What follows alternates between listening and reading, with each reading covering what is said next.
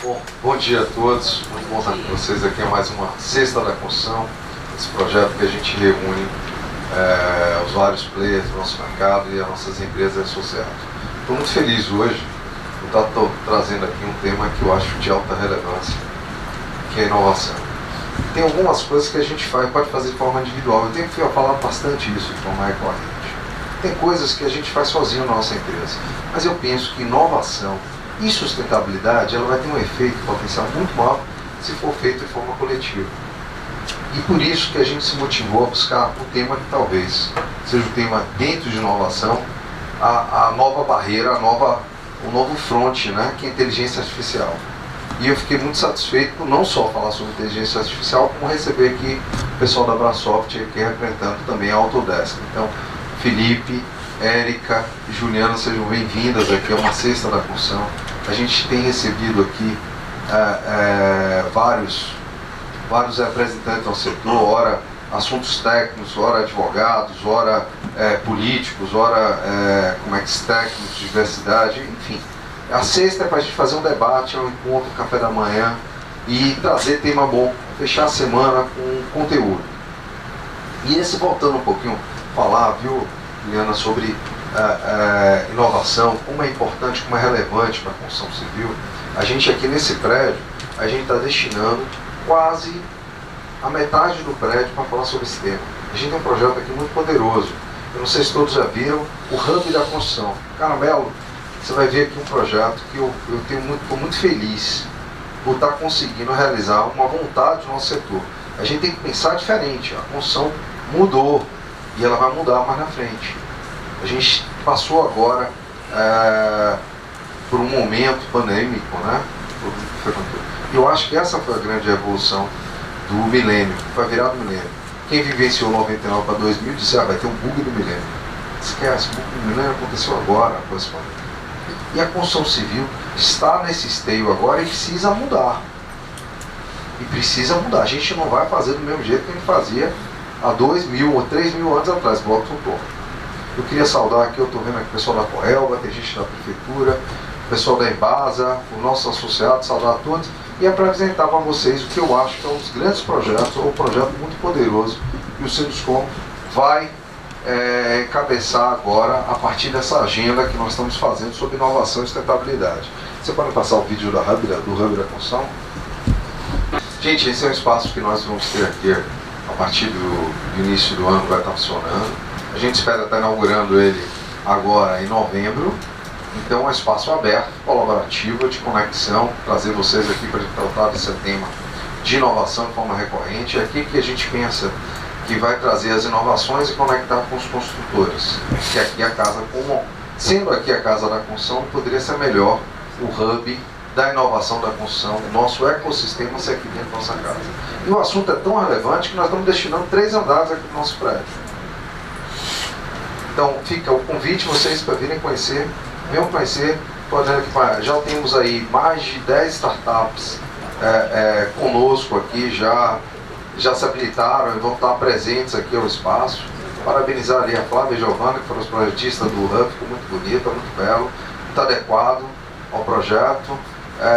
Agradecer ao CREA, que foi o nosso grande parceiro, não só o parceiro que incentivou, que acreditou nesse projeto desde o primeiro momento, mas que vem trazendo aí as startups e outros projetos.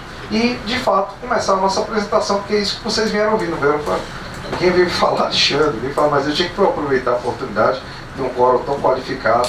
Eu vou apresentar, então, a Juliana Santos, que é graduada em Arquitetura e Urbanismo, tem MBA em Gestão Estratégica, Econômica e Negócios, usuária de software de projeto desde 97, com experiência em obras civis, da fase de projeto e realidade virtual. Juliana, seja bem-vinda. A casa é sua, vamos falar sobre inovação. Obrigada, Alexandre.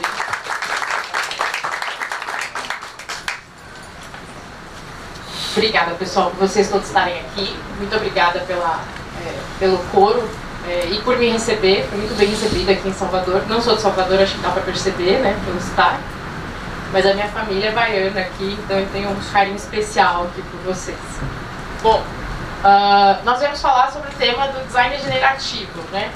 O design generativo, ele é o uso do IA, o uso da inteligência artificial para o nosso mundo de projetos.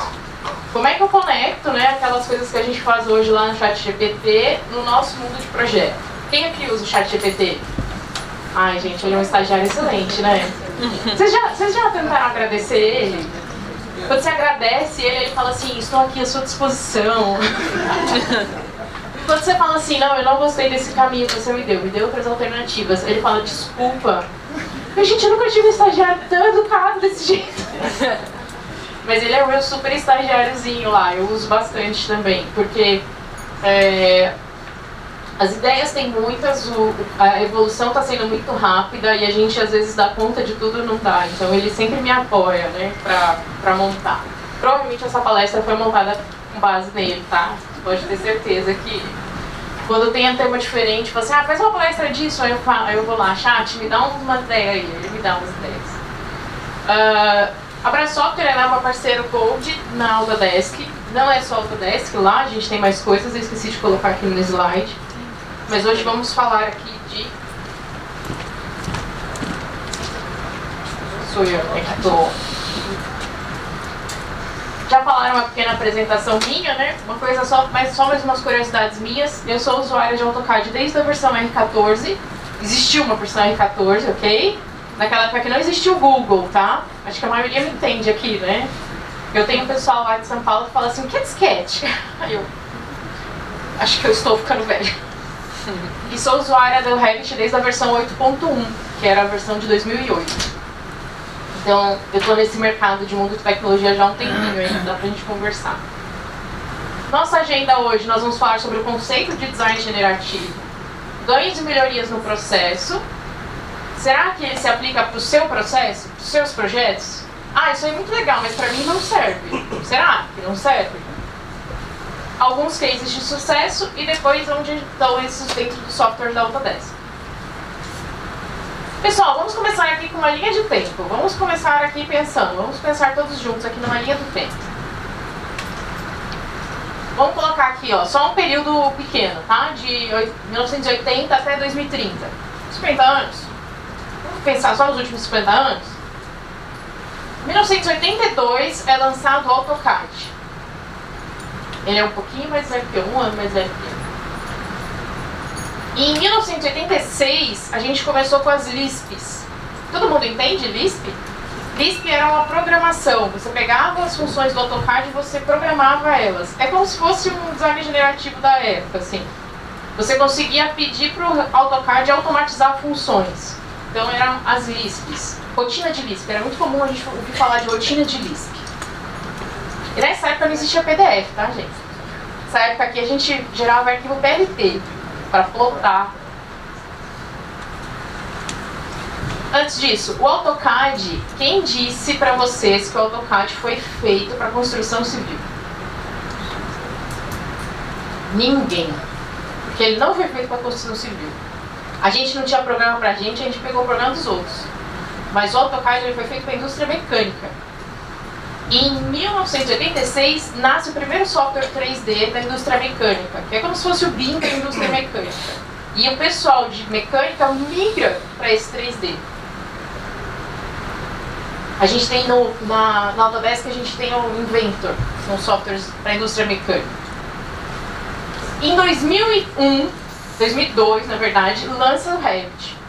Em 2004 ele é adquirido pela Autodesk e em 2006 a Autodesk faz o primeiro lançamento de Revit no mercado. E aí, em 2004 a 2006, a gente começa a ouvir falar em nuvem de pontos, serviço em nuvem, que são esses repositórios em nuvem. A gente começa a falar em impressão 3D.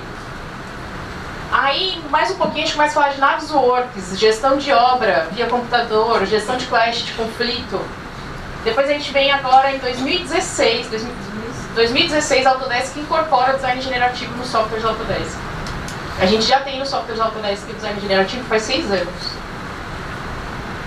Aí a gente vem com o software de InfraWorks, que ele faz toda a análise prévia de projeto antes da execução do projeto. Análise viária, análise de massa, análise de estudo de coeficiente de aproveitamento, coeficiente de CO? Ocupação, muito obrigada.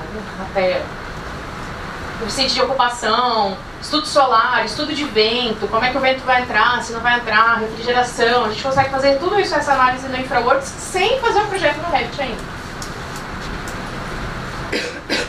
Em 2018, a Autodesk lança a Construction Cloud, que é o CDE da Autodesk, que é o repositório em nuvem da Autodesk, que faz todo o planejamento e controle dos seus projetos, controle de recebimento, controle de envio, controle, todas as tarefas de revisão e aprovação a gente consegue fazer dentro das nuvens Autodesk.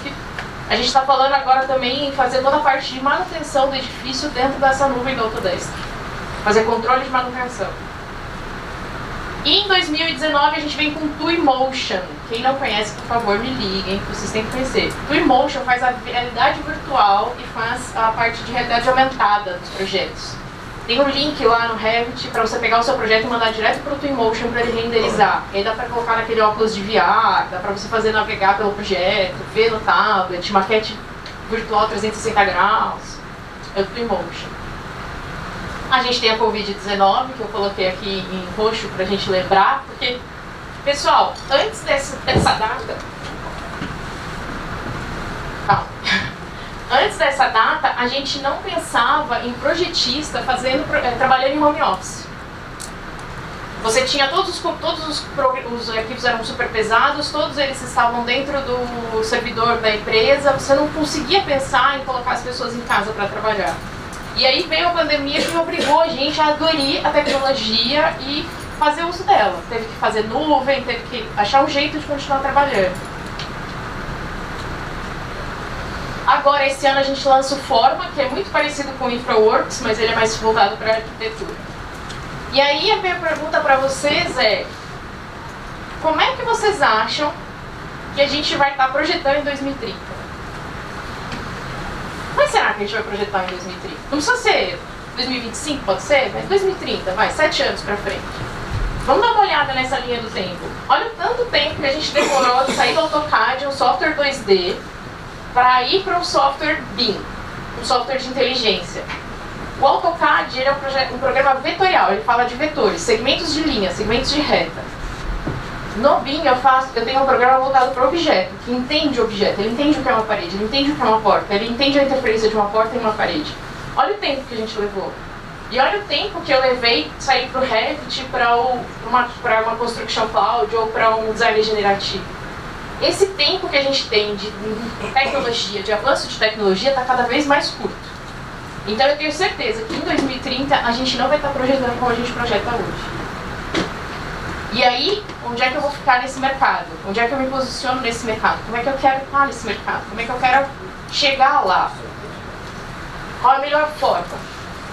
Design generativo, ele é linguagem computacional. E aqui é um ponto que eu acho muito importante a gente ter em mente. A gente chegou num ponto onde a tecnologia de informação, onde o pessoal de TI vai estar muito próximo de nós aqui de arquitetura e construção, e engenharia e construção. Porque a gente está precisando agora do conhecimento desse pessoal para entender o nosso processo, para agregar no nosso processo. A gente está com um conflito grande, uma junção muito grande entre essas profissões.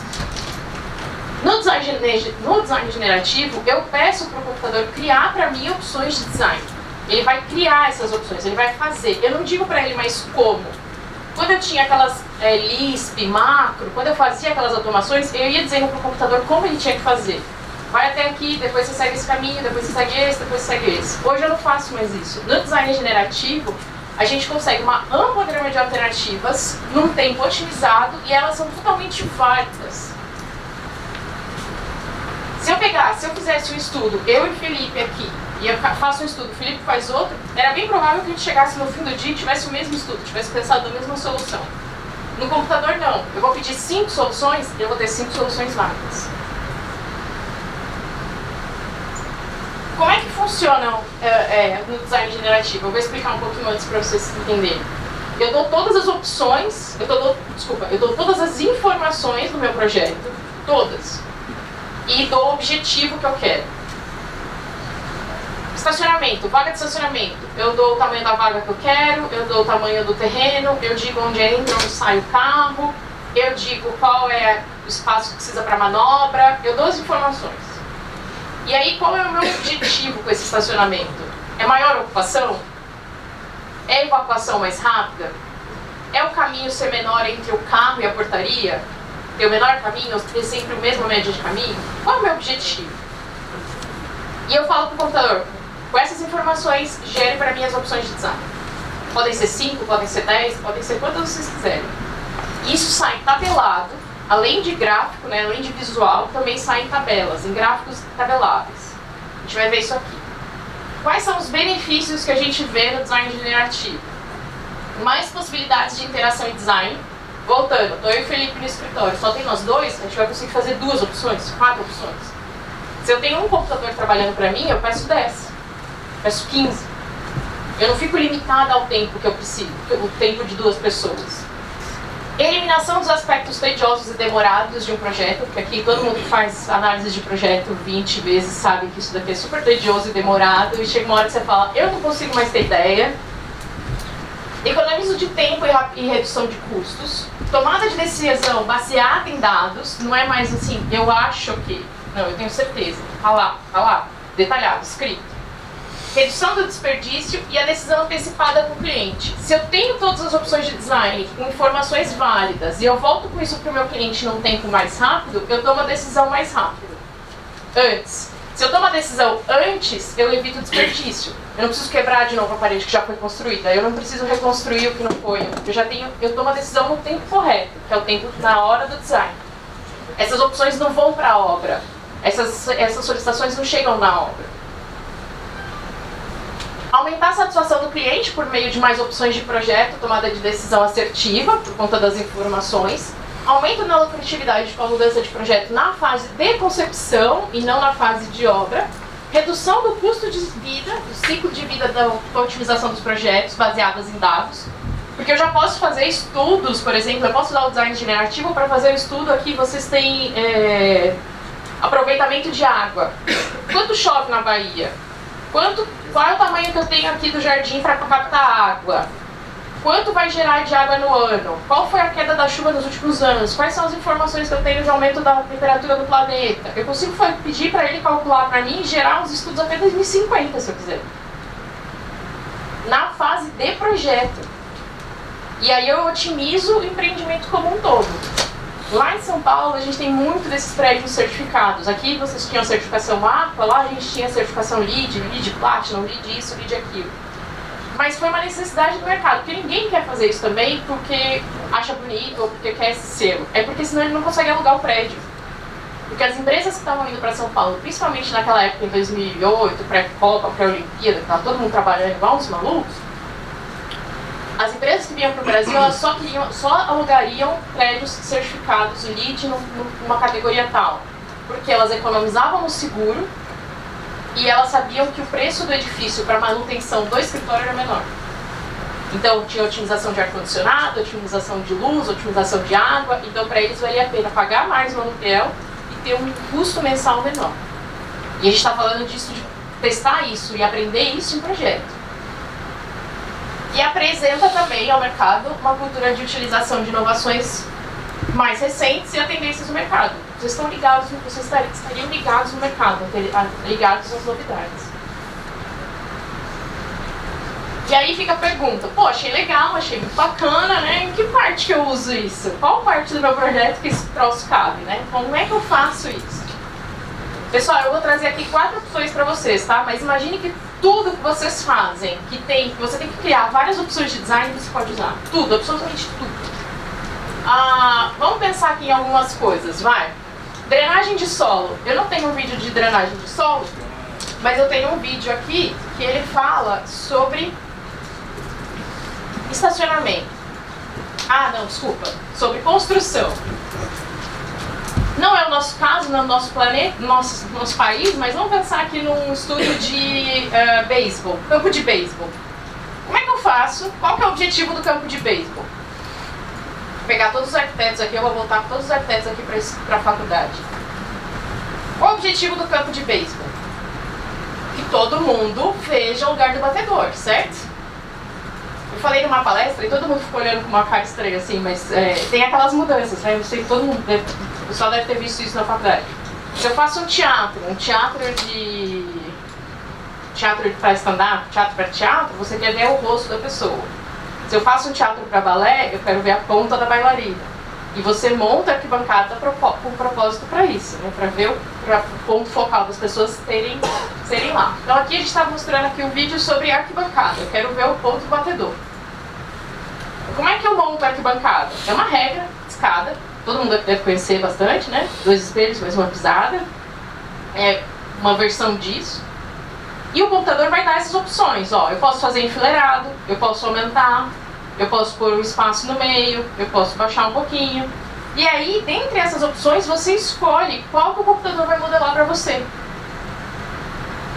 Então você dá todas as informações, qual é a altura de uma pessoa, qual é a altura da perna, qual é a ergonomia desse troço. E aí ele vai te dar as opções. Se a gente estiver falando de outras opções, se a gente já viu. Se eu estiver falando aqui de estacionamento, como eu dei a ideia, ó, eu tenho espaço, eu tenho uma porta de um lado, uma porta do outro. Qual é o uso que eu quero dar para esse espaço? É menos manobra? Eu quero que tenha menos manobra. Isso aqui é um shopping. Mulherada ia adorar. Menos manobra. E eu tô dentro dela. É menos manobra, é mais evacuação mais rápido, sair mais rápido, é você ter mais carro por metro quadrado, o máximo que você puder, para lotar. Quais são as opções? E dentre as opções, dentro das opções que o design generativo vai dar para você, você vai escolher qual delas você quer.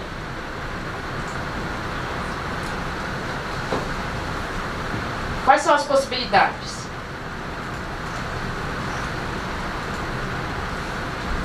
Mas a gente também pode usar para outras coisas. Por exemplo, sala de enfermagem. Eu estou no hospital, eu tenho um andar e eu tenho essa sala da enfermagem. Qual é o meu objetivo com a sala da enfermeira no andar do hospital? É que ela consiga ver todos os quartos? É que ela consiga chegar mais rápido nos quartos?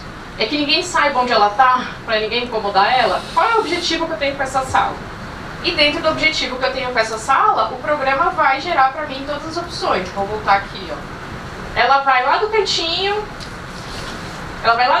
não, eu quero que ela veja todo mundo. Não, eu quero que ela tenha um percurso menor para chegar em todo mundo. Eu vou dar o meu objetivo. E o computador vai gerar para mim as opções. E aí, se você ainda acha que isso não é para você, eu tenho aqui, ó, um estudo de azulejo.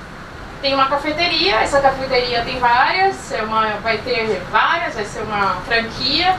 Qual é o azulejo que dá menos recorte? Qual que fica mais visual, tem um visual melhor? Qual vai ter para ver com o logo? Esse balcão é sempre o mesmo tamanho em qualquer loja. Como é que eu ponho isso? Como é que eu faço? Eu também posso usar o design generativo para fazer um estudo de paginação de piso.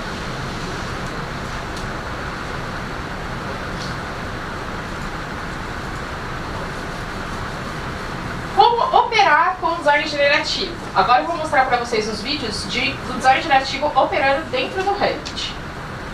Essa é a carinha do design generativo. Dentro do Revit você tem o Dynamo. Existem algumas rotinas lá já de projeto de design generativo prontas para você usar dentro do Revit, mas você pode criar a sua rotina, do seu jeito, com as suas informações, com as suas especificações. E aí você vai fazer isso dentro do Dynamo, que é a linguagem de computação. E é essa cara aqui que ele tem. Aqui eu tenho, essa parte aqui são os estudos. Quais são os estudos que eu tenho? Quais são os estudos que eu tenho? Eu posso ter tantos estudos quanto eu precisar. Eu posso ter aqui o estudo de estacionamento, o estudo aqui da paginação de piso, o estudo da fachada, o estudo do telhado, o estudo da caixa d'água, o estudo do que eu quiser. Reservatório, né? Tem aqui, ó, todas as opções que ele criou para mim, todas as opções de desenho. Aqui é para construção de locação do edifício. Eu tenho aqui todas as opções do desenho. E eu tenho aqui, ó, cada pontinho desse se refere a um estudo. Então, se eu clicar num desses pontinhos, eu vou vir para o estudo. Isso aqui é uma matriz, né? Mais ocupação, mais alto e menos laje por edifício. E aqui eu tenho, ó, espaços abertos, quanto que tem de área nesse estudo aqui, que está marcado aqui e que está aqui.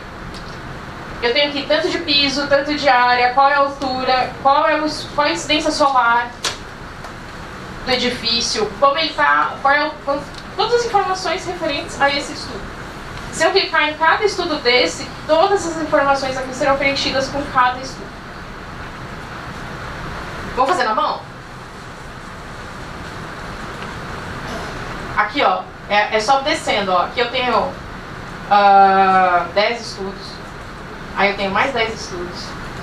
Aí eu tenho mais 10 estudos. De um único empreendimento. E isso é massa, estudo de massa. Eu não fiz projeto, eu não fiz nada ainda. Eu só estou estudando massa. Não modelei nem uma parede. Isso é estado de concepção de projeto. Aqui, para vocês verem, a gente vai adicionar níveis. Então eu tenho aqui, eu tenho uma rotina do Dynamo só de adicionar níveis. Tenho aqui a minha massa e eu vou executar esse estudo.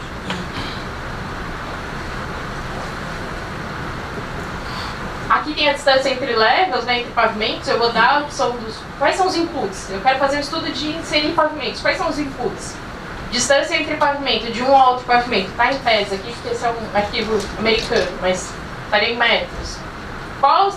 Quantos levels eu quero criar? Em qual objeto? Eu seleciono essa massa, digo quantos pavimentos, digo aqui a dimensão.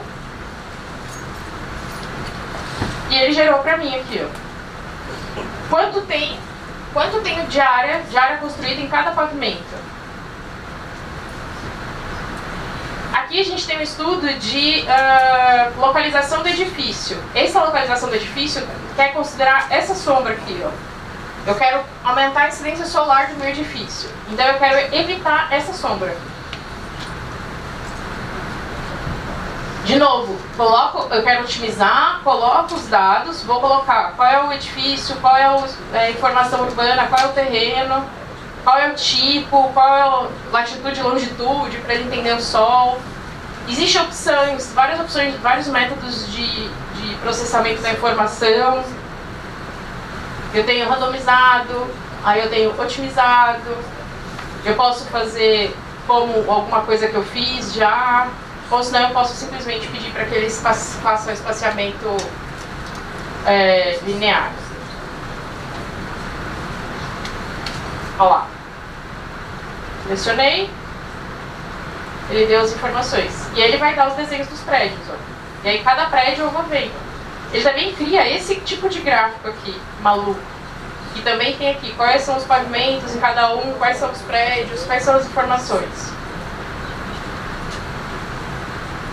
E essa daqui é a cara do Dynamo por trás daquilo lá. Aquele é o que a gente vai usar, arquiteto, engenheiro do dia a dia. Mas a inteligência do Dynamo está aqui. É uma linguagem de computação feita para arquitetos e engenheiros. Então eu tenho bullets, que a gente chama lá de bullets. Eu tenho aqui, ó, o primeiro bullet, aí cada informação desse bullet chega no outro, aí linka com o outro e vai indo assim afora. É possível fazer em linguagem Python de computação e mandar para dentro do Dynamo também. Se você tiver um programador que faça, ele põe no Dynamo e vira isso daqui. Uma coisa que está aqui na central, ó, centralizado, é a incidência solar. O que eu preciso de informação para calcular essa incidência solar? Eu preciso da informação do pavimento, eu preciso da informação do terreno, eu preciso da informação dos edifícios que estão em volta, eu preciso de curvatura, de sol, de inclinação solar, análise, eu preciso da área que pega o sol, eu preciso de todas as informações que eu preciso para gerar esse estudo. Tá? E aí a gente vai amarrando uma informação na outra até que eu consigo criar um estudo de incidência solar. Quais são todas as informações do estacionamento? Eu vou linkando uma nas outras aqui e aí eu vou gerar o meu estudo. Quando vocês forem mexer no Dynamo em si, é essa tela assim, tá essa bagunça aqui. Casos de sucesso. Quais são os casos de sucesso? Onde a gente já viu a aplicação de design generativo e funcionou super bem. Esses casos de sucesso, a ideia de falar deles, eles são de fora do país. E aí fica sempre assim, mas é de fora, a gente aqui no Brasil ainda não está fazendo e tal. Eu gosto de falar mais dos casos de sucesso, para vocês verem as possibilidades de uso e como é que o pessoal usou essa ideia, do que por ela ser viável para nós ou não, sabe? É mais para expandir a ideia do que eu consigo usar do que propriamente dito isso. Esse projeto do Mars Toronto Office é um projeto da Autodesk, é um edifício da Autodesk lá em Toronto. E eles pediram para ter mais opções em menos tempo e tiveram resultados surpreendentes. A base toda é que os projetos seriam feitos pelos funcionários. Então, a principal ideia era otimizar as equipes. Por exemplo, eu tenho a equipe de arquitetura e hoje faz muito sentido a equipe de arquitetura ficar perto dos programadores. Mas em outro momento faz muito sentido a equipe de arquitetura ficar perto do pessoal que faz render, que faz Twinmotion, que faz realidade virtual. E aí essas equipes ficarem próximas do edifício, porque antes elas ficavam muito separadas. Então, tipo, eu quero falar com o pessoal do render, daí esses caras, só esse cara. Então era otimizar as equipes para que elas ficassem mais próximas. E aí o David Benjamin, que foi o fundador e diretor da The Living, que foi a empresa que fez esse estudo, ele disse que levamos 10 projetos de volta ao Autodesk para discutir as partes interessadas. Poderíamos dizer apenas, aqui estão as diferentes maneiras de resolver seu problema. Ou, aqui estão as opções de design para discutir. Mas o que ele falou foi, aqui estão todos os dados por trás de cada opção, de acordo com os objetivos que nós coordenamos coletivamente. Então ele não vai só com a opção do design, ele vai com a opção do design, com todos os dados que envolvem aquela opção do design e com todo o critério que foi estabelecido antes para ele chegar naquele ponto. Esse daqui eu acho muito legal, esse caso, que é da Stan Ruiz.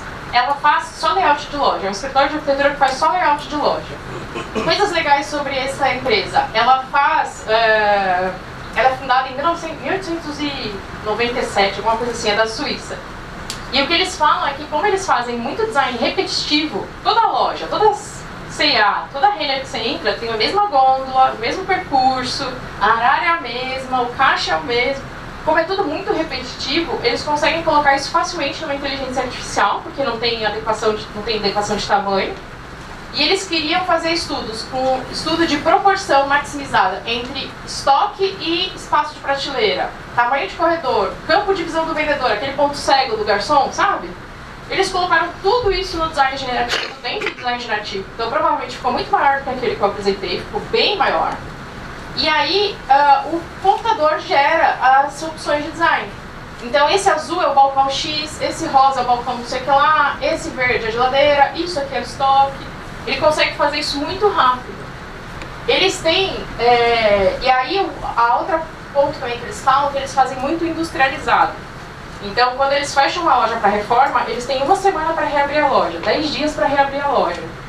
Inclusive eles falam, porque se você fica muito tempo com a loja fechada, a pessoa que sempre ia na sua loja começa na loja do lado. E aí depois quando você reabre, ela continua indo na loja do lado. Ela não volta para a tua loja. Então perder público. Então a obra tem que ser em 10 dias, tem que ser tudo industrializado, o projeto tem que ser rápido, a entrega tem que ser rápida, tudo tem que ser rápido. E aí ele permitiu que os designers se concentrassem mais na qualidade do espaço, na aparência do espaço, do que tempo fazendo layout. Para o designer, ele pode focar mais na construção ou na estratégia do relacionamento com o cliente, em vez de fazer sempre as mesmas prateleiras. Gente, eu saí da faculdade de arquitetura uma exímia projetista de banheiro público. E escada. Se eu subir numa escada, eu sei se ela está fora da norma ou não. De tanto que o professor mandou eu fazer a bendita da escada da norma, ou que ele falava que não cabia ninguém dentro do meu banheiro. Aí eu fazia de novo, fazia de novo, fazia de novo, fazia de novo. Eu entro no habitáculo de banheiro e falo, isso aqui tá fora da norma, entendeu? Isso aqui não cabe ninguém, isso aqui. Ou senão eu entro e falo, nossa, isso aqui é muito bom, isso aqui é excelente. Eu entrei no aeroporto lá de São Paulo, não tem espaço para mala dentro do habitáculo. Para quem viaja sozinho, é desgraça, né? Aqui no Salvador, o banheiro é gigante. Aqui dá para entrar com a mala. Tem a parte de conteúdo que é importante na faculdade, principalmente a gente saber isso, mas também tem toda a parte estética e toda a parte do design que a gente também precisa saber. E aí, esse aspecto tedioso de fazer coisas que são norma, que são programadas e que a gente não consegue fugir muito, isso o computador pode ajudar para ajudar a gente a fazer. E aí você vai escolher entre as opções. Não quer dizer também que ele vai fazer e ele vai dizer para você o que você tem que fazer. Não. A gente continua no controle do projeto. Os designers estão começando a perceber que isso será mais uma vantagem para o seu trabalho. E não que isso vai tirar o trabalho dele. Porque ele não vai fazer pra gente. Ele vai dar mais opções para que eu tome a decisão. Para que eu leve o projeto para o caminho que eu quero. Quem falou isso foi o gerente da equipe BIM Inovação da empresa da Stanford. Onde nós encontramos os softwares Autodesk? Eu já falei do Revit, a gente viu as telas do Revit. Tem lá algumas rotinas poucas para vocês testarem, já prontas, mas também tem todo o Dynamo e agora no 2024 eles também atualizaram o Dynamo, está na última versão. Essas rotinas de Dynamo, elas podem ser encontradas no GitHub. E aí, quem é de TI aqui já entendeu, quem não é de TI provavelmente não entendeu. GitHub é um repositório que tem de código de programação há muitos e muitos anos. Foi adquirido pela Microsoft há um tempo atrás. E ele é um repositório open source. Então, tudo que tiver lá de rotina de design generativo, vocês podem baixar e testar e usar. Provavelmente essas rotinas mais simples já estão lá, tá? É GitHub, G-I-T-H-U-B, GitHub. E você também pode postar as suas. Fez? Posta lá. Deve ter lá, tem lá as comunidades do pessoal do Dynamo.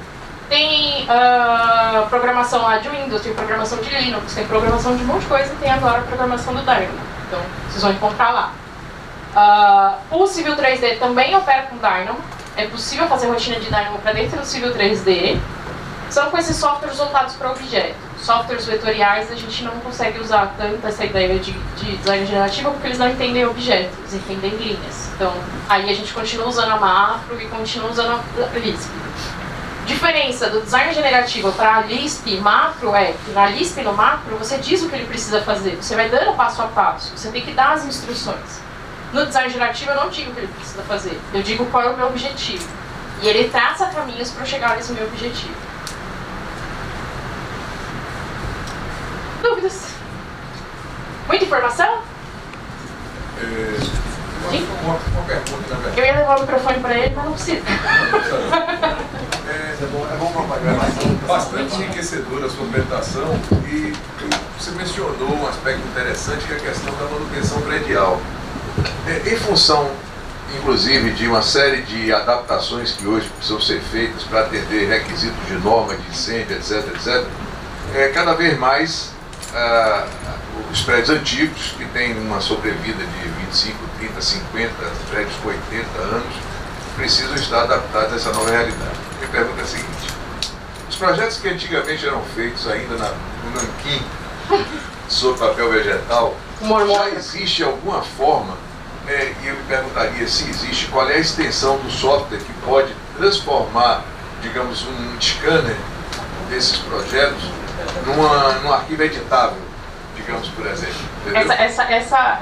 Esse software existe desde, acho que de 1995, chama AutoCAD Raster Design.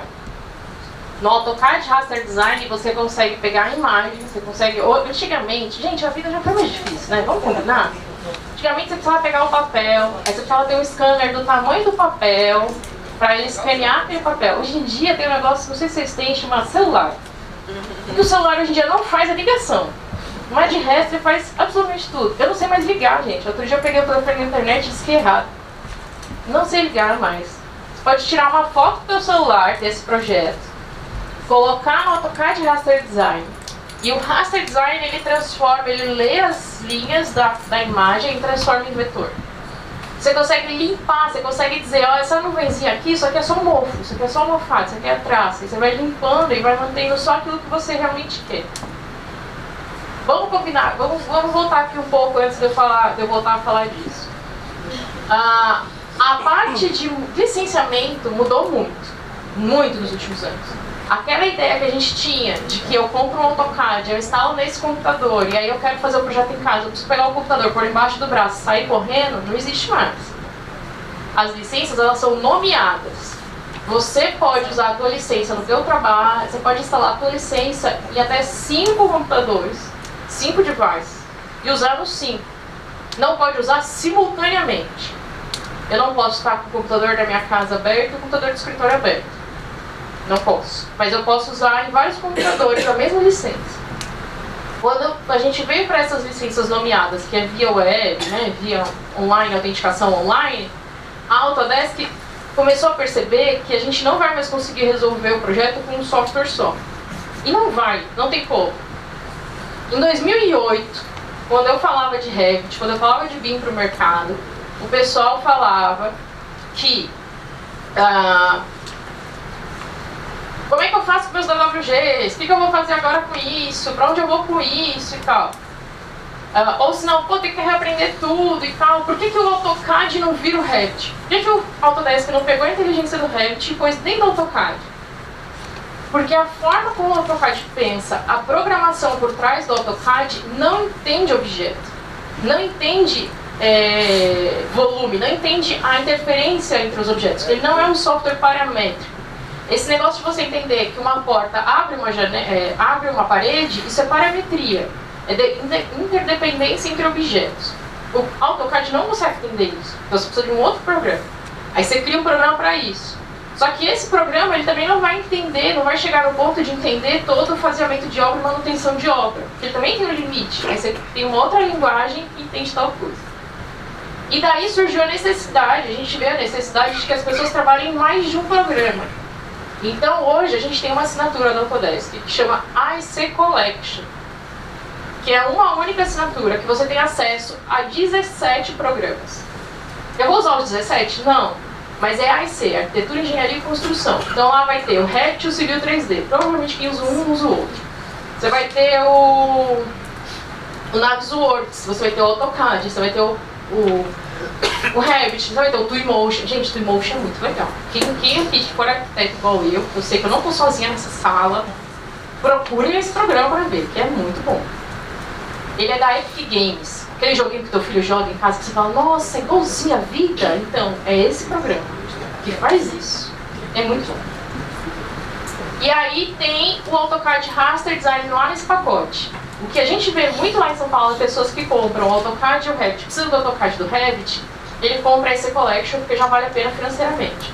Só que ele não percebe que tem mais 15 programas ali e ele não usa. O Raster Design faz isso, e ele faz de uma forma muito tranquila. Se você assistir, se você pegar alguém lá, assistir uns 5 vídeos lá no YouTube, consegue fazer. Não tem curso de Raster Design, é muito simples de mexer. Se eu for dar um curso de Raster Design, eu vou dar um curso de 8 horas. Ele é muito simples, ele é bem simplificado. E aí o Raster Design, ele opera dentro do AutoCAD, então ele vai transformar esse teu projeto em um DWG, um projeto digital. E aí, se você quiser ir para um outro programa de Civil 3D ou de Revit, você tem a base de DWG, você modela de uma forma mais rápida também. Tá? Outra coisa que você pode fazer também, além de não usar as pranchas que você tem as imagens impressas, é fazer nuvem de pontos ou fotogrametria. A nuvem de pontos, a gente consegue fazer nuvem de pontos do exterior do edifício e do interior da sala. Eu ponho o scanner 3D aqui, ele roda e gera para mim uma nuvem de pontos. Aquela igreja que queimou, foi na Espanha, na Itália? Sagrada Família? Não foi Sagrada Família? Paris, gente. Paris. É o fuso horário de São Paulo. Notre Dame, obrigada. Sempre tem alguém que me ajuda, obrigada. A igreja de Notre Dame, ela foi toda escaneada em 3D para poder agora fazer o projeto de restauro.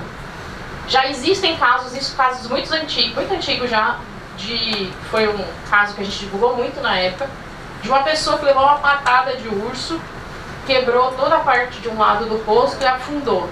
Escaneou o rosto que estava a parte boa, duplicou no computador, pegou a parte que tinha quebrado, imprimiu em 3D, escaneou em 3D, imprimiu em 3D em titânio e fez a prótese.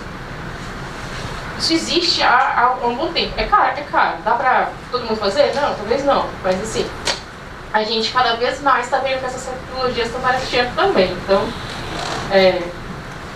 tem muita coisa. A fotogrametria, eu tiro fotos do ambiente, ponho num software, eu consigo escalonar as fotos, ele liga uma foto na outra e ele gera a imagem da sala inteira em 3D, maquete da sala inteira em 3D, com foto. Com essa parte aqui do pilar, mostrando em 3D esse recuo, com tudo. Chama fotogrametria. Algumas empresas... O microfone, eu vou falar. Acho que uma pergunta aqui. Ele tinha uma pergunta. Deixa só ele acabar de perguntar. Deixa ele fazer a pergunta que ele já pediu, a gente volta pra você. Não estou com pressa. Ninguém. Tá certo? Mas Meu avô é 18. Primeiro, parabéns pelo que foi apresentado até aqui. Acho Obrigada. que o final vai ser melhor ainda. Tá certo? Mas a minha dúvida, eu sou arquiteto, você também, então fica fácil a gente Pessoal de engenharia. conversar, não que o pessoal de engenharia não conheça, mas é que a gente pensa o projeto. Então, o que é que acontece? Quer dizer, concebe o projeto e pensa o projeto. Quando você pensa o projeto, foi apresentado até agora, tem uma certa linearidade, e a gente explica as coisas práticas que o programa faz, mas de uma forma assim muito direta, e são coisas já conhecidas. Então, como fazer isso? Como colocar aquilo? Então são coisas assim muito diretas.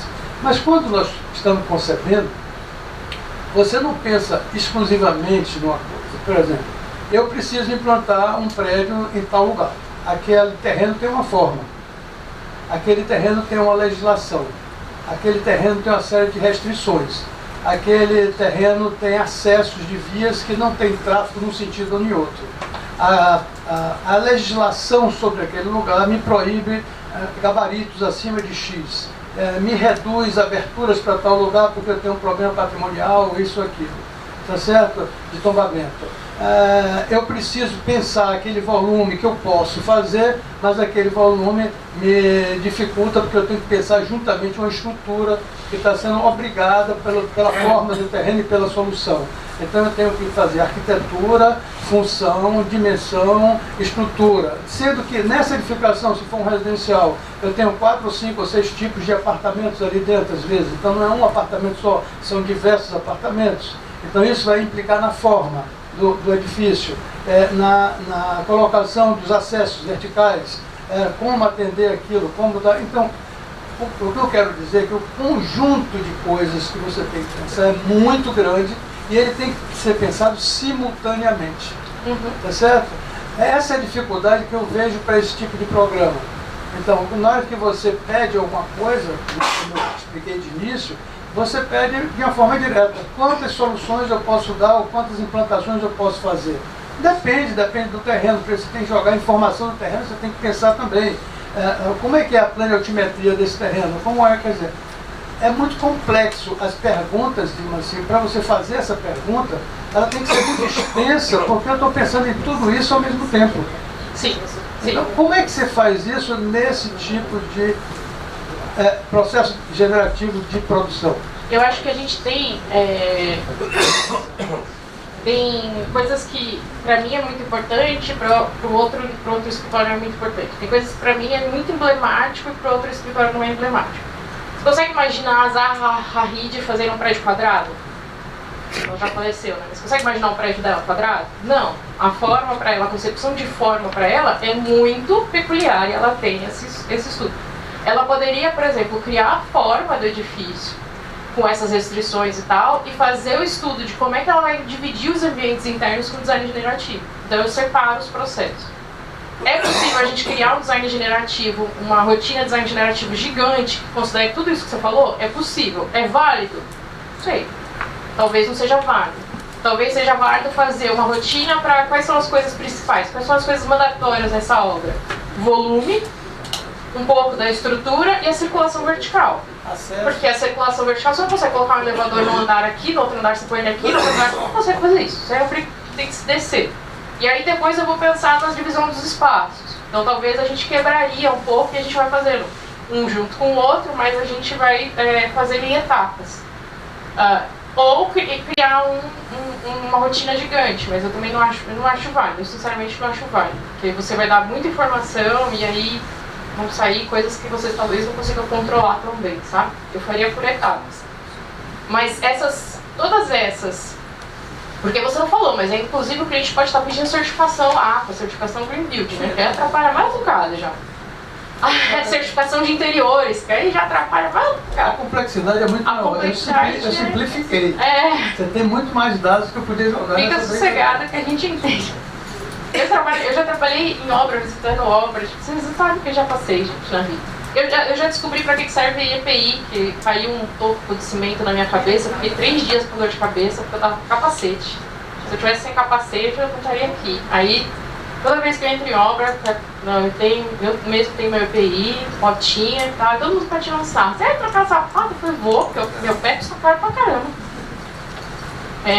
Então, assim, e aí a complexidade que você tem, essa complexidade toda que você tem, como é que você faz manualmente sozinho?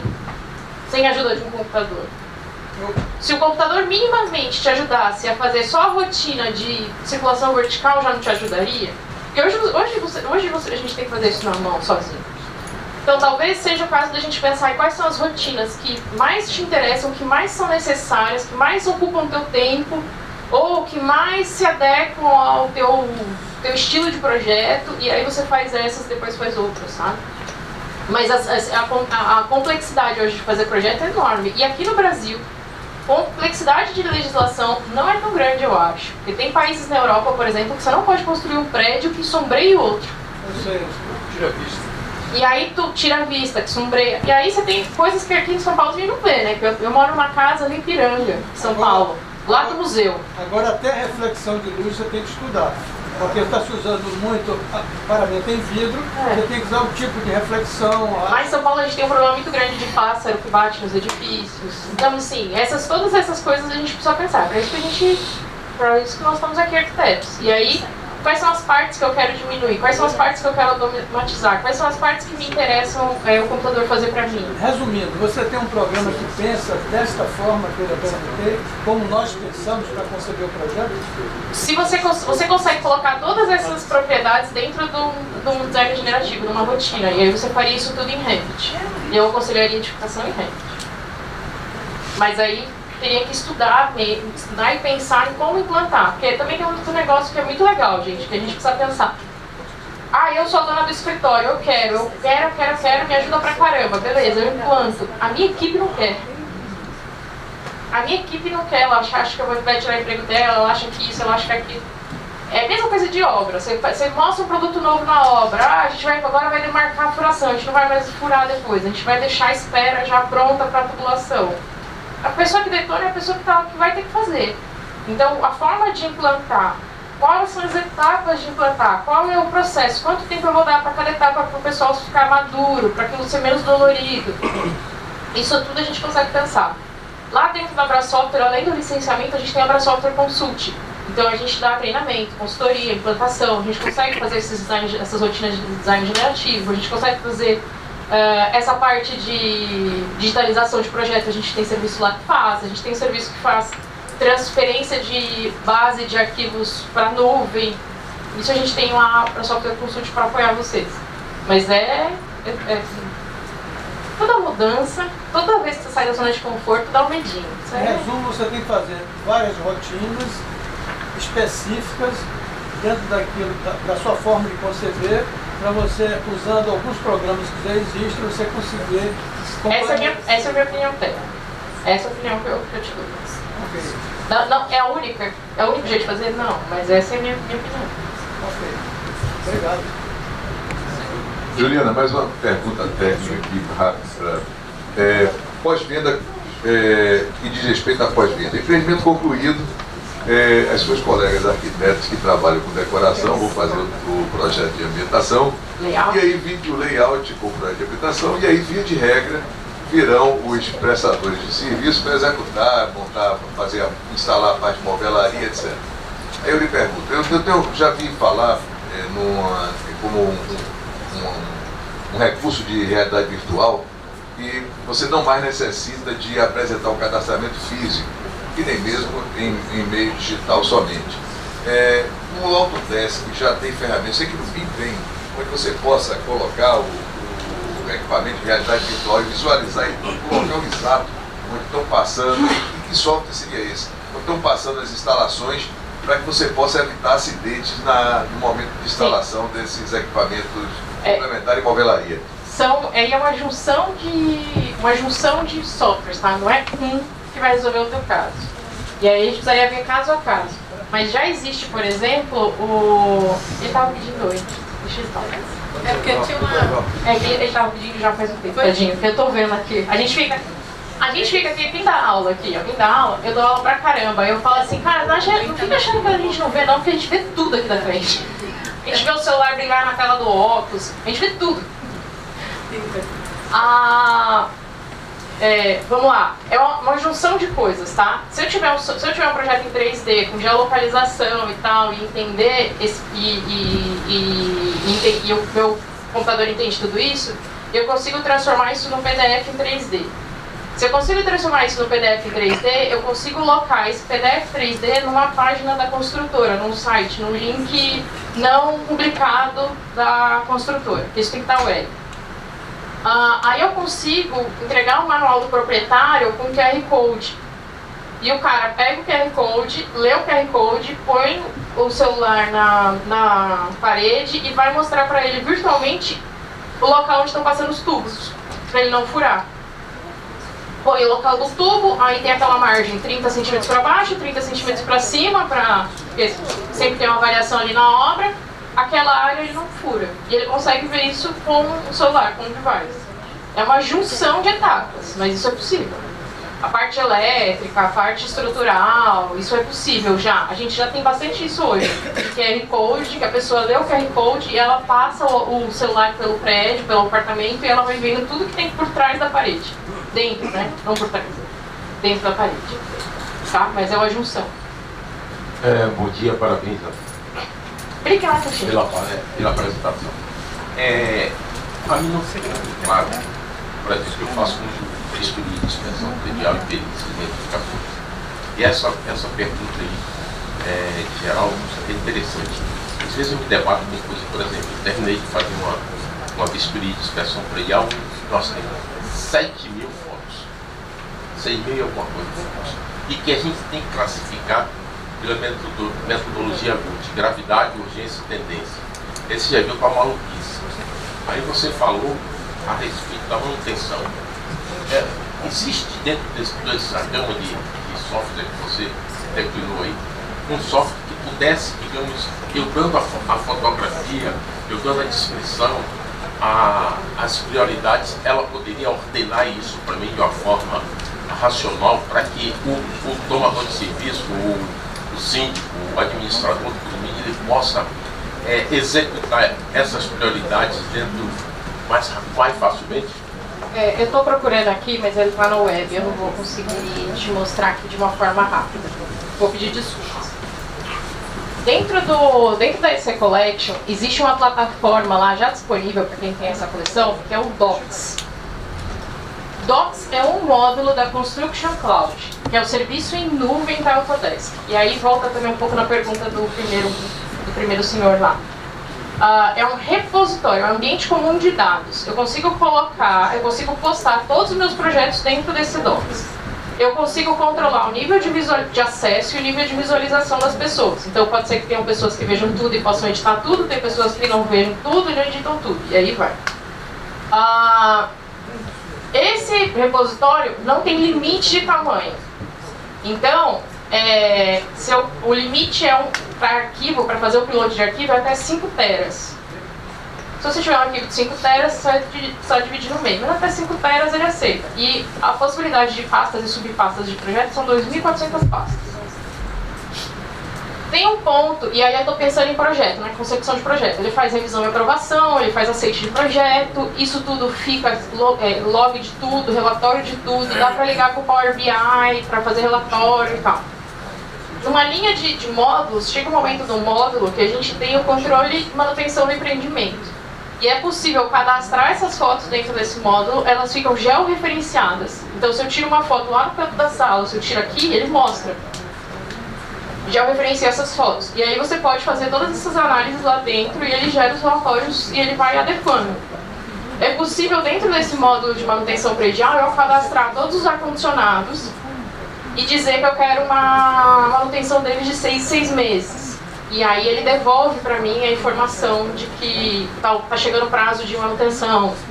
Se eu fizer uma manutenção, eu consigo criar lá o código e fazer toda a planilha de manutenção e mandar para o meu cliente pagar a manutenção X que eu fiz ali, com foto, com imagem, com a data que foi feito, com o horário que foi feito, com quem foi feito, com esses acessos. A gente já tem esses softwares que a gente consegue chegar na manutenção do prédio, tá? Isso ligado a um prédio, um projeto virtual, a um 3D. Isso retroalimenta lá o 3D e o 3D vem e alimenta novamente. Se eu troco... Estou escutando o ar-condicionado, mas não estou vendo onde ele está. Está ali, né? Se eu troco o ar-condicionado ali, eu não posso trocar por um de capacidade inferior. E nem posso trocar, e nem deveria trocar por um de capacidade superior, porque eu vou ter um gasto que eu não preciso. Eu preciso trocar por um igual de capacidade igual. Eu consigo dizer que eu troquei a marca, que eu troquei o modelo, e isso alimenta o 3D. direto. Mas eu não consigo mudar a especificação do projeto, que aí é direito autoral e responsabilidade técnica de quem projetou. Mas eu consigo mudar a especificação, informações, a gente consegue retroalimentar, vira uma informação bilateral. Dentro desse módulo, a gente consegue inclusive fazer acompanhamento de acidente em obra. Tem um módulo lá que é super legal, que aí aparece um bonequinho com escala de vermelho, e aí onde tiver mais vermelho é onde teve mais acidente. Então eu consigo uma hora descobrir que o meu maior nível de acidentes é com a mão direita da empresa Juliana Santos, mão direita, mão de obra. E aí eu sei onde atuar para estancar.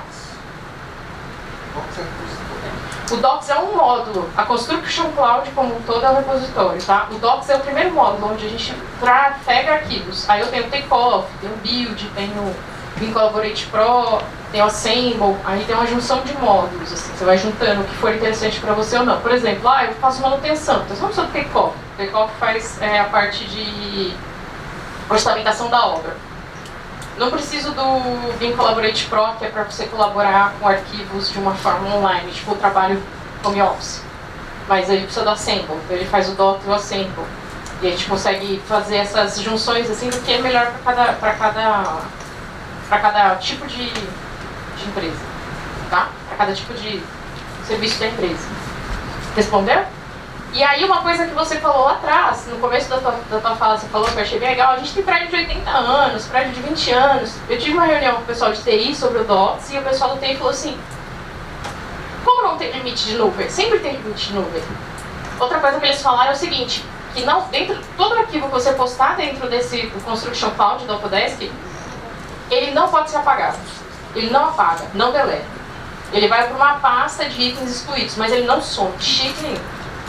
Aí eles falaram, como não? A gente tem que fazer limpeza, tem que manter, não pode ter isso para sempre e tal. Eu falei, e aí a minha resposta foi, pessoal, existem projetos hoje, obras hoje, que tem mais de 100 anos.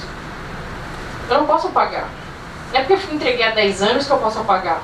Não é porque eu já deixei para lá há 20 anos que eu vou apagar, porque ela está lá. Algum dia alguém vai precisar. Lá em São Paulo a gente tem um negócio que não sei se vocês viram, vocês acompanharam um tempo atrás, que são as pontes caindo, né? As pontes ficaram meio cansadas, começaram a cair tudo, a cidade virou um caos. Aí foi feito lá, a prefeitura fez um trabalho de todo o escaneamento, de todas as pontes, escaneamento 3D de todas as pontes, refez todos os projetos, porque não tinha projeto, refez todos os projetos, fez em DWG, PDF, em Revit, eu modelei várias. Aí fez toda a parte de foto, de análise, de manutenção, e conhecia urgência e tal, para ver qual ponte que eles iam começar a tratar primeiro. Se chegar lá em São Paulo, tudo quanto é ponte está em obra. E aí foi feito isso, qual é a emergência, qual que é a urgência, qual não sei o quê, e aí fazendo. Aí eles colocaram sensores na ponte agora. Então sensores, tem um amigo do meu filho, ele trabalha com essa empresa, ele fica fazendo medição de sensor de madrugada na ponte.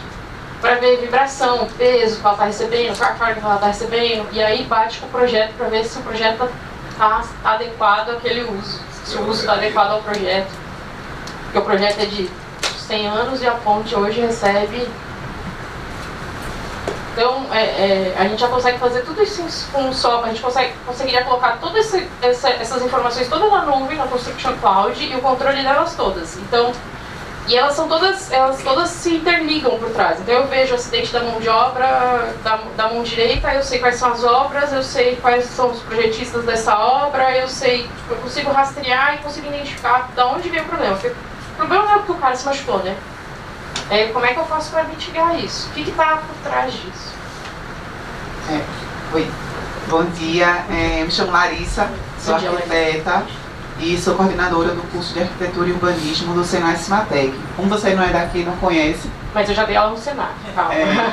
Porque o Cimatec é um campus integrado de manufatura e tecnologia. E aí, diferente dos outros Senai, a gente tem graduação, pós-graduação, mestrado, doutorado. E a gente tem um curso de Arquitetura e Urbanismo e Engenharia Civil. E lá, o nosso curso ele já tem lá no DNA essa coisa da inovação, do BIM. Então, desde o primeiro semestre, os alunos já estão trabalhando com Revit, depois eles vão para arquitetura paramétrica, aí trabalha com Grasshopper, Rhino, enfim. Uma delícia. Só que aí veio o desafio, né? Porque eu também estou no mercado e aí dou assistência aos alunos. Eles já começam no primeiro semestre, concebendo com o Revit, E aí vem o desafio do professor, né, de ensinar a projetar de uma forma diferente da forma que a gente aprendeu, você aprendeu também. Então a gente já não concebe da mesma forma. O Revit, ele e a design generativo também traz algumas... otimizam muito o nosso trabalho, né, isso é muito positivo. Mas aí a gente tem essa resistência dos colegas arquitetos que estão no mercado, porque acham que vai tomar o campo, que vai perder projeto, porque a pessoa vai mexer no aplicativo e ele vai conseguir fazer a planta sozinho. Então a gente fica nesse movimento. Os alunos estão disparados na nossa frente. Vai para o estágio, no estágio, os arquitetos, muitos, infelizmente, ainda estão presos à tradição do AutoCAD. Os alunos aprendem Revit, Grasshopper, eles estão fazendo um projeto, modelando os brises, né, fazendo o design generativo do brise, da fachada, chega no escritório para estagiar, eles têm que fazer no AutoCAD e agora eles nem sabem mais usar o AutoCAD. Eu não sei mais. Pois é. E os professores também, né? A gente está sempre nessa capacitação para formar os professores nesse sentido, porque, como você mostrou, quem se formou nos anos 90 era AutoCAD. Quem se formou ali no começo dos anos 2000 já foi tendo contato com o BIM, mas depois, agora que está mais avançado, que é, né, lei, a gente precisa estar atento. E aí eu queria saber de você, assim, o que você sugere, né, que a gente possa fazer para mudar um pouco esse pensamento dos profissionais que estão recebendo os nossos arquitetos, os estagiários também. A gente fala muito da formação continuada, né? A gente se forma e tem que continuar estudando, mas sair dessa zona de conforto é um desafio, né? E aí a gente está aqui nesse momento da manhã, sexta-feira, conversando sobre isso. Mas eu sei que tem um tanto de profissional lá fora que ainda está resistente. Que não está aqui. Que não está aqui. E que se eu for falar do que eu vi, eles vão ficar assustados. Mas é impossível. Tá? Larissa, eu me formei em 2010. Eu tenho certeza que eu fui a primeira pessoa no Brasil a fazer um projeto de final de graduação em Revit. E eu não ia fazer em AutoCAD. Mesmo assim, no final eu acabei no AutoCAD porque eu fiquei nervosa, fiquei com medo, chorando, desesperada. Quem fez arquitetura sabe, entende, tenho certeza. E o meu professor, na época de sistema de computação, ele falou que era um absurdo eu aprender SketchUp, que jamais ia ser usado isso. E depois de 5 anos eu encontrei ele no Mackenzie, numa palestra que ele tinha promovido sobre o BIM, que foi eu que fui dar. Eu falei, professor Nieri sempre adorou essa tecnologia. Nossa, ele amava, nossa, ele sempre me incentivou. E ele ficou... Primeiro que eu na faculdade sou muito diferente do que eu tô hoje, do que eu era naquela época. Ninguém me reconhecia, porque eu era uma garota, eu trabalhava em obra, eu vivia com cimento, bota. Eu esqueci de trocar o sapato, que aparece na faculdade de bota, vou falar de bota, eu vivia com cimento. Eu tinha zero vaidade. Aí agora todo mundo olha pra mim e fala assim, gente, olha uma Barbie. Barbie curtinha, mas... e a gente tá nesse momento de ruptura. Então, assim, vai ter resistência, né? Eu escutei aqui de uns amigos aqui novos, aqui, que eu decorei o nome, que eu vou falar isso pro resto da vida. Como é que foi quando a gente tirou o carvão? Como é que foi quando a gente tirou a lamparina e colocou luz elétrica? Como é que foi quando a gente tirou caixa de sal e colocou geladeira? Tem a resistência. E para os alunos, eu acho que esse momento é um momento bem sofrido mesmo. Assim, não vou falar que é fácil, não, porque... Você aprende o negócio, sabe que é um negócio melhor, e na hora que você vai trabalhar, você tem que trabalhar com o pior até esperar esse melhor chegar. Coisas que eu sinto, tá? De estar nesse mundo de tecnologia desde 2008. Eu nunca fiquei sem trabalho. Posso ter ficado sem emprego, mas eu nunca fiquei sem trabalho. Porque você vai conhecer... O mundo de construção civil é um mundo muito pequeno. Você vai numa obra, você vê o cara. Você chega na outra obra, o cara tá lá. E você chega na outra obra, o cara tá aqui. Tipo, você conhece as pessoas. Você vê as pessoas. Você fala assim, eu já vi você, safado. Você conhece, não tem como, sabe? É muito pequeno. Quando a gente fala em BIM, esse mundo é menor ainda. Então eu tenho pessoas que trabalharam comigo há 5 anos e me ligam me pedindo consultoria. Eu falo, tá, eu não tô com tempo. É R$1.000 a hora. Ele fala, tá bom, vem aqui, por favor. A Brasoftware, a minha entrevista, eu sou funcionária hoje da Brasoftware. A minha entrevista na Brasoftware foi eles falando da vaga pra mim. Não foi eu falando do meu currículo pra eles. Porque eles já me conheciam. Então, assim, a gente conhecer hoje muito bem o BIM, entender muito essas tecnologias, abre porta pra tua turma de uma forma que só você e eles estão enxergando. E vai ter resistência. E vai ter o pessoal que não quer. A gente falou muito do computador fazer por você, o computador fazer por você. E aí você fala, então vai tirar o meu emprego. Eu escutei hoje uma frase que é excelente, que é: quem não tem conteúdo vai se perder no meio, nos meios. Frase de Alexandre. Eu citando. Plagiando Tales. Plagiando Tales falou que quem não tem princípio não entende os meios e não entende o fim. Se você não entender o princípio, você não chega no fim. Isso daqui é um meio. Design gerativo é um meio, ele não faz sozinho. Você tem que dar as informações para ele. Se você não dá a informação necessária, ele não vai sair do lugar. É carro. O carro sai do lugar, né? Se você deixar, ele sai. Só que é que nem, não sai. O computador não faz nada se você não der as informações para ele. E ele te dá as respostas, ele não faz ideia dessas respostas. Ele não faz ideia do que é bom, se é ruim, se não sei o quê. Se ele pensar muito, é capaz da gente ir pro Matrix, da gente ir pro Robocop. Dá problema. Melhor ele continuar sem pensar muito. Então, se você não tem os princípios, se você não tem as informações básicas, se você não entende o fim, você não consegue, o meio vai te engolir. Isso vai. E aí é onde eu quero estar. A lei federal que que obriga o uso da tecnologia de metodologia BIM para projeto, que começa no que vem a entrar em vigor, quem não leu e é do mundo da construção civil, procure e leia. Por favor, eu sou essa pessoa que não li até hoje. Eu pego as informações que me deram. Vai ler. Meu dever de casa. 2024 entra o projeto. 2028 é obrigatório que esses projetos tenham a manutenção em BIM. Ela tem escalas, ela tem tempos. 2024 é tal coisa, 2025 é tal coisa, 2026 é tal coisa, 2027 é tal coisa, 2028 é tal coisa. Ela não está só travada aqui nos projetos. E essa lei, ela era lá de 2019. Aí foi para 2020, aí teve pandemia, foi para 21, aí teve não sei o que, 2022, não sei o que, tá em 24. Uma hora ela vai entrar. Pode ser que em 2024 eles criem mais uma brecha? Pode ser. Mas ela vai entrar. E aí é onde eu quero surfar. Qual é o ponto da onda que eu quero estar? E vai ser engolido pelo processo. Vai ser engolido. Você consegue hoje imaginar uma pessoa sem um celular? Quem trocou de celular há pouco tempo aqui? 1 mês, 2 meses? Quem se matou para aprender de novo a usar?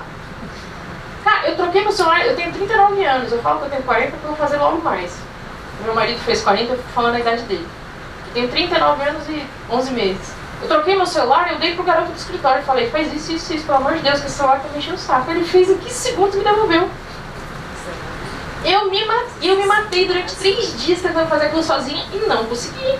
Porque a gente está se adaptando, a gente tem que se adaptar o tempo inteiro. E se eu não trocasse de celular, eu ia ficar sem celular. Porque o outro tinha quebrado. Então não adianta, não, mas eu quero um celular igual que eu tinha em 2000. Não tem mais. Não, mas eu quero trabalhar igual eu trabalhava antes com pendrive. Gente, ninguém tem pendrive. Quando a gente precisa de um pendrive no escritório, a gente é um escritório de tecnologia. Quando eu preciso de um pendrive dentro daquele escritório, eu não consigo achar em lugar nenhum. Eu voltei, não, isso não tem mais. Eu voltei, não tem mais. Eu falei, gente, eu quero um pendrive. Eu vou ali na Americanas e compro por R$20. E o meu primeiro pendrive eu comprei de 122 mega por 10 parcelas de R$19. E meu sonho era... Eles usavam no colar. E o meu sonho era um pendrive que tinha USB, que tinha MFM, que tinha fones e ficava MFM. Aquilo é meu sonho de consumo, mas ele estava caro pra caramba, R$300. Era muito caro. Eu comprei só de 200. A tecnologia engoliu. A Kodak. Quem é a Kodak hoje? Engole. Ou você entra, ou você aprende e surfa, ou você vai ser engolido. Eu, Juliana Matos, eu mexo muito bem em Revit, eu faço chover. Tem uma galera que sabe fazer uns troços que nem eu sei. Mas eu gosto de dar aula. Eu gosto de fazer palestra, eu gosto de mostrar, eu gosto de ensinar, eu gosto de pegar problema difícil. Eu não gosto de projetar. Então, a minha parte da minha onda, a onda que eu quero surfar, eu já sei qual é, eu já me conheço. Eu quero ensinar, sabe? E aí é ver onde é que os amigos querem. Eu quero continuar projetando. Cara, então, ou tu embarca na onda lá do projetando, ou você vai ser engolido no processo. Mas ele vai ter trabalho para os próximos 20 anos? Vai ter gente que continua no AutoCAD nos próximos 20 anos. Lógico que vai. Quantos por cento do mercado? E os teus alunos, coitadinhos, eles fala para eles se manterem confiantes. Se mantenham confiantes, que uma hora melhora. Bom, parabéns, Juliana, é fantástico, né? É um mundo à parte. Eu sou um desses, sou assinante da Arquitetura e Construção e a coleção não conhece o todo. Mas também mudar um pouquinho, eu vi que você falou várias vezes para os arquitetos, agora vamos trazer um pouquinho para a nossa construção. Desculpa. É nada. A gente que vive em obra, a gente recebe volume maior, cada dia maior de projetos.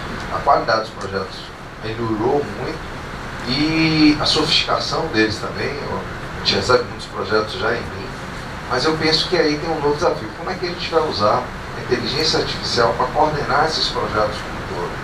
Como é que a gente pode melhorar, até trazer... O Thales, eu só não plagio o Thales nessa fala não, porque eu plagio ele em outros, porque ele realmente é o meu mentor.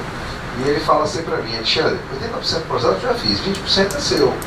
Você tem que fazer os 20%, não é, seu doutor Thales? Cadê eu? E eu fico me cobrando esses 20%. Como é que eu posso usar? Paredes, regra de paredes, 80-20. É 80-20, exatamente. Então, como é que a gente pode usar a inteligência artificial para que a gente melhore nossos projetos, para que a gente veja outras opções, que a gente possa até ajudar na coordenação de projetos? Aí a gente tem inteligência artificial hoje para tudo quanto é lado, né? A gente tem projeto generativo. E tem uma outra coisa que eu esqueci de falar, eu já falo. Eu coloquei de novo aqui o meu mini currículo, é só para que tenha meu e-mail, tá? Se vocês quiserem anotar, eu voltei por causa do e-mail.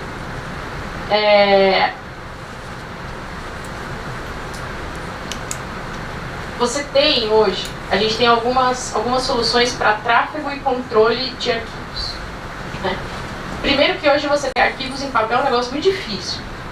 Sempre foi muito difícil, né? E agora quando você tem tecnologia fica mais difícil ainda, né? Antigamente tudo fazia calor pra caramba, ninguém tinha problema. Agora que existe ar-condicionado, quando você sai você sente mais calor, né? Papel é a mesma coisa. Agora que a gente sabe que não precisa mais imprimir, agora a gente não quer mais imprimir nada, né? E molha, estraga na obra, passa cimento, faz negócio. A gente tem repositórios em nuvem para fazer tráfego de arquivos. Eu tenho repositórios que são só repositórios, como se fosse um Google Drive da vida, eu ponho lá o arquivo e ele fica lá. Eu tenho plataformas que a gente chama de GED, GED, Gestão Eletrônica de Dados, onde ele tem alguns inputs, ele grava que horas que você colocou, quando você coloca o arquivo ele dispara e-mail para quem tem que disparar avisando que o projeto está lá e tal. E eu tenho o CDS, que é o Common Data Environment, Ambiente Comum de Dados. Quando a gente usa um ambiente comum de dados para troca de arquivos, para essas revisões e tal, ele gera uma aba de insights. Conforme você vai alimentando ele, e aí a inteligência artificial, conforme você vai alimentando, conforme você vai postando os arquivos, conforme você vai fazendo toda a parte de conferência, as revisões lá dentro, as aprovações lá dentro e tal, na aba de insights, ele vai começar a te dar todos os dados. Ele começa a dizer para você, tal empresa sempre atrasa. Você teve 50 problemas de projeto, 25 foi de tal empresa. Ou 25 foi relacionados à interferência entre hidráulica e estrutura.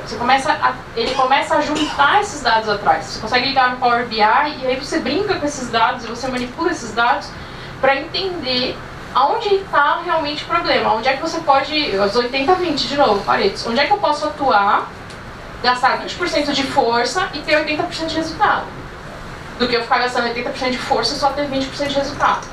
Conforme você alimenta esse CDE, o CDS, ele devolve para você as informações dos seus projetos e da sua conversa entre projetistas. A gente faz a implantação disso e aí o pessoal continua, mas eu quero mandar isso aqui por e-mail. Mandou por e-mail, saiu da plataforma, ela para de contabilizar. Então, aí você não tem esse ganho de informação, de inteligência artificial. O Revit 2024, quem não viu ainda, procura lá depois, quem mexe em Revit, procura lá depois, ele tem uma aba de insights. Ele monitora o teu uso dentro do Revit e ele diz para você quais são os comandos que você mais usa, onde você mais usa e qual é o comando que você pode usar no lugar desse para otimizar a tua vida de projeto. É muito legal, é muito legal. Eu vejo lá, ele tá falando que eu uso tal comando, adoro esse comando. Mas eu não uso tanto assim para a ponta dele alimentar tanto. Porque quanto menos informação você dá, menos informação você recebe. Quanto mais você usa, mais informação você recebe. Se você tem todos os seus projetos lá, você recebe mais informação. Essa Construction Cloud, ela tem um caso que a Autodesk divulgou, né, que a gente chama de caso de sucesso, da Skanska, Grupo Skanska. que é uma das 5 maiores consultoras do mundo, fundada também em 1890, acho que fica na Holanda, a sede na Holanda. E eles têm vários projetos no mundo. E eles têm projetos desde base petrolífera até casa, rodovia, galpão, aeroporto, eles projetam de tudo. E lá eles falaram que um dado que para mim eu gravei muito, assim, ele falou, o pessoal da coordenação que fez a implantação, de pegar todos os projetos, de todo o legado, de tudo que era para trás, colocar dentro do Docs e fazer todo esse acompanhamento via Construction Cloud, eles criaram um dado, eles conseguiram medir que eles vão ter uma redução de 20% nos problemas 20 ou 30? Nos problemas futuros. Como é que você cria um dado de redução de um troço que não existe? Como é que você consegue medir? Conforme eles colocaram tudo na plataforma, eles começaram a ter essas informações de tendência e atuar em cima das tendências para mitigar o problema futuro. Então ele sabe que daqui para cá, ele sabe que ele tem uma linha de erro de 100% e ele sabe que ele vai atuar em algum lugar e vai virar 80%. Então ele sabe que ele vai diminuir. É maluco, né? Você falar, como é que eu reduzo um troço que não existe? Mas é possível, é possível. E aí é um uso de inteligência artificial de outras formas, tá? A gente tem o uso para projeto, eu tenho o uso para colaboração, eu tenho o uso para o usuário, tem vários formatos de inteligência artificial agora. Juliana, uma coisa que eu acho que é interessante é a gente fazer a inteligência artificial dos erros e acertos. Tá? Voltar. Está funcionando. Chega só bem perto. Tudo bem. A gente tentar fazer da inteligência artificial um repositório dos erros e acertos e corrigir nos próximos. Né? Eu acho que isso é fundamental em todas as disciplinas que envolvem a construção. A gente precisa começar a pensar dessa forma. Eu não sou sozinho, eu trabalho, hoje o mundo é compartilhado, né? Eu não faço mais nada só, eu só faço com todas as equipes, em todas as disciplinas. Qualquer guerra, qualquer lugar perto da gente. Da mesma forma. Né? Pois é, então eu acho que isso é importante, já existe algum programa para isso, a gente identificar todos os erros e acertos. Quando a gente fala no mundo do BIM, né, quando a gente fala em CDE, esse mundo do BIM, esses erros e acertos, eles ficam planilhados. A gente mantém histórico de estudo. A gente consegue manter histórico de relatório, de correção, de revisão e tal. A grande desafio é a gente juntar isso tudo num lugar só, né? Para você ter um lugar onde você consegue consultar. Porque assim, a Juliana é que mais deu erro aqui, mas a Juliana sempre recebe o projeto do Felipe. Será que o meu erro está em mim, na Juliana, ou será que o erro está no Felipe? Sabe? O problema é que a gente tem hoje muita informação desconectada, e aí você fica com a informação para um lado, com a informação para o outro, e você não consegue chegar no ponto certo. Não é só o erro de concepção. É o erro, na hora não é o erro só de concepção, mas o erro de execução. Ele é orgânico. Vai durante toda a fase, todo o período, desde o berço ou do túmulo lá. Eu vou anotando e vou contabilizando todos esses erros. De que forma eu posso implantar isso, posso resolver essas questões. Eu voltaria para um ambiente comum de dados, que é a Construction Cloud, no caso da Autodesk. Você alimenta uma obra, você atua em cima de uma obra, você alimenta duas, você alimenta três, você alimenta quatro, você começa a ver os padrões. E aí você começa a atuar nos padrões. A gente não consegue, com pouca informação, em pequena escala, a gente atua em pequena escala. Quando a gente junta tudo, a gente cria uma escala maior. No ambiente comum de dados, por exemplo, eu, Juliana, posso ter acesso só ao projeto A. O Felipe tem acesso só ao projeto B, ele trabalha no projeto B. O Alexandre só vai ter acesso ao projeto C, porque ele só trabalha no processo C. O senhor, Sr. Thales, o senhor é o gerente. O senhor vai ver tudo, vai ter acesso ao todo. E aí você consegue juntar todos os erros nossos e ver onde é que a gente está falhando, onde é que precisa de treinamento, onde é que precisa atuar, onde é que precisa aprender. Tem sempre alguém dentro desse ambiente que tem acesso ao macro de informações. Então talvez as pessoas que estão operando não vejam tanto, mas a pessoa que faz gerenciamento macro, ela consegue pegar todas essas informações. O ambiente comum de dados não tem como deletar nada. Então a pessoa fez o relatório, não tem como mentir também, porque tem que colocar lá, tem que ser tudo via lá, então a pessoa não pode dar aquele jeitinho brasileiro. Ela tem que conseguir colocar a informação para ela poder desligar algum alerta, senão o alerta fica pitando. E se ela finge que não viu, o sistema fica pitando e eu sei, todo mundo sabe. A pessoa ficou revoltada, teve um problema, deletou tudo. Você vai lá na pasta de excluídos, restabelece tudo, ok, não some. Então você consegue criar esses indicadores, sabe? Você não consegue mais falsificar os livros caixa, você não consegue mais falsificar os livros de registro de acidente em obra, você não consegue mais rasurar, tem um acidente em obra, molhou a folha, ó, não dá pra ler, nossa, joga fora, não tem um acidente. Não tem mais isso. Então, que a gente coloca dentro de um repositório onde essas informações estão protegidas, a gente começa a gerar estatísticas e informações para melhorar o nosso ambiente. E principalmente saber onde é que estão os gaps, né? O difícil é saber onde estão os gaps. E como a gente trabalha em obras, eu já participei em uma obra de camaçaria aqui, que eu fiz a compatibilização em BIM, a gente tinha 41 projetistas na obra. 41 empresas de projeto. Tinha desde do cara que faz só piso até o cara que faz a cozinha industrial. E aí, quem errou?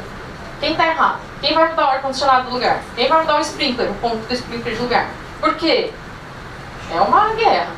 E aí colocar no outro, mandar para o outro problema, é uma coisa mais fácil que tem. Mas agora é a transparência, né? Tecnologia é transparência. Né? Vai ficando transparente essas coisas. Mas eu acho que em pouco tempo a gente não vai conseguir viver, trabalhar sem um ambiente comum de dados. Ou seja, um JED, que é um abaixo, ou seja, um CDE. Porque receber informação e ter informação apurada, porque a informação fica no e-mail. A revisão 3 está no meu e-mail. O Alexandre está trabalhando com a revisão 2, construindo a revisão 2. E o Felipe só recebeu a revisão 1. O autoblock resolve. Exato, que é um JED. Você ter a informação em tempo hábil para todo mundo, ao mesmo tempo, e todo mundo saber ao mesmo tempo. A extensão externa, então você vai lá. Exato. No CDE você consegue fazer pré-visualização dos arquivos, você consegue fazer clash dentro lá, você consegue fazer compare de versão. Aí aumenta um pouco o nível do que a gente tem já no Autodoc, que é muito válido.